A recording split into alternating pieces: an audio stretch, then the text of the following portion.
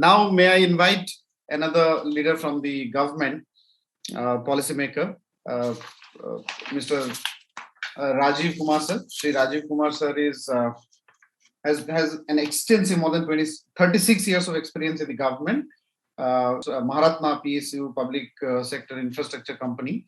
So before joining here as SEAC as a chairman under government of Uttar Pradesh, sir served in the Department of Environment, Forest and Climate Change in the government of UP for 25 years and headed the same as principal chief conservator of forests, and he also had the forest force equivalent to almost secretary of the government of India.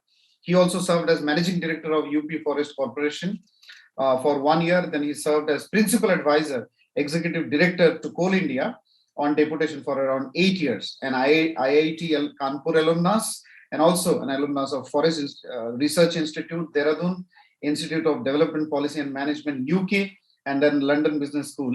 Sir having a absolutely world-class education background, then again serving the government for a long. So, sir, a quick remarks from you on the subject. Thank you, Mr. Akram, and thank you, Policy Times, for inviting me to give this lecture. But just let me give some correction. What Mr. Akram told about my background, probably he read the wrong page. Oh. He was reading for the background of Mr. Rajiv, where by chance Dr. Rajiv, where we are the both name is Rajiv. I am Rajiv Kumar. He is Rajiv Garg. Both are from UP cadre. Both are from IFS. But he was anyway. He will be also a speaker tomorrow. So probably he read his background. So anyway, right now it is correct that I am SEAC chairman.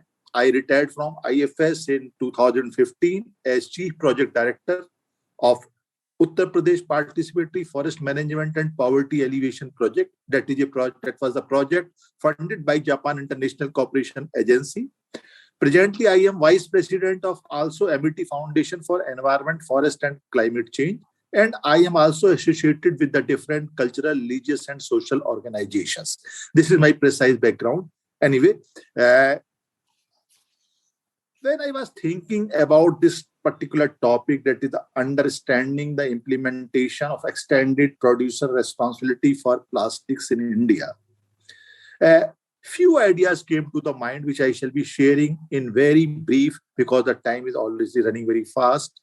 As a chairman SEAC, what I am observing, that when we give these environmental clearances in different projects of whether it is mining or infrastructure or building or industries, we are putting a number of conditions.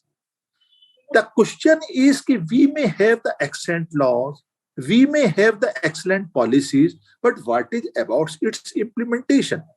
Same is going to be with this notification, as I think one of our colleagues from the Sikkim, he also mentioned about its implementation, whether our society, whether our industries, and whether the general climate of society is ready to accept this particular legislature or not. Because it has been observed, unless there is a climate, there is a proper climate in the society to implement a particular legislature, then I think it is not implemented in true letter and spirit. Suppose a particular industry, X industry, they have not complied with the provisions of EPR, how much environmental damage they have done. Who is going to determine it? Whether we have to think here, and here I shall like to some may not like it, whether we are making these rules only for the purpose of advocates or for environmental consultants, or we are making these rules really for the public at large and industrial people who have to implement it, who are the biggest sufferer of it. So it must be, even in the act, it must be transparent and specified what does this particularly things means, how much and how they are going to determine what environmental damage they have done. It should be clearly defined rather than leaving it to the that level, so that in 1 year they will take, in 6 months or 1 year they will determine how much they have damaged for the environment, and the cost of calculating that damage is much more than actual damage created for the environment. So this point needs to be also looked at by the different panelists of this session. The next point is EPR certificates. I don't understand how this is going to be implemented. And at least so far as our country is concerned, still it is not feasible. Moreover, when we talk about the EPR, it is like this, the carbon credit. And it also raises certain issues of social equity, justice. Reason being, you are giving some sort of a leverage to the persons. Look, you create pollution and just pay, and you will be scot-free. This should not be done. Ultimately, if I have the money, this is something like this, because the developed countries, they have the money, they can create the pollution, they can purchase the carbon credits. Similarly here, you can create the pollution, you can use the plastic, and you can simply purchase it by paying the money. So this is, I think, against the principle of social equity and social justice. So we should also think about this. And last point about the implementation. Who is going to implement this?